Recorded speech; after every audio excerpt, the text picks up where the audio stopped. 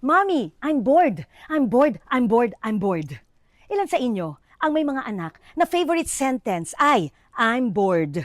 Ito ang mga rason. Unang-una, walang schedule. Hindi porke maliit yung mga yan, ay wala na silang schedule. Nangyayari ito pag toddlers ka, preschoolers ang mga anak ninyo. Anong oras gigising? May klase ba o wala?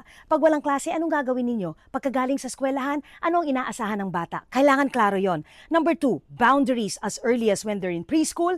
We'll have to be very clear. Anong oras kakain? Maliligo? Maglalaro ba? Bibigyan mo ba ng screen time? Mag-aaral ba? Kailangan klaro yon.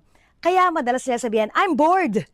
Kasi alam nila na pagka nga bored sila, ay ibibigay mo na kung ano ang gusto nilang gawin. Mali yun. Kasi kung may rules ka, may boundaries ka, hindi ka dapat bibigay. Huwag tayong mahina. Gusto mo bang dumating ang panahon, matanda na yan, tayo pa rin ang sumusunod? No way.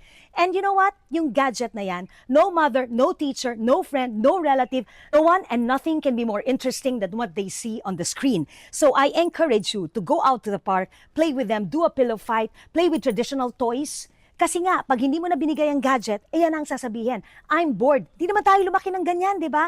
Hindi nyo ba alam that the earlier you expose them to too much screen time, they get manipulated, they get twisted, and you don't like that. And the minute they're on it very much, and when you take it out, then you're gonna hear, I'm bored. So don't let it ever happen again. Think about that.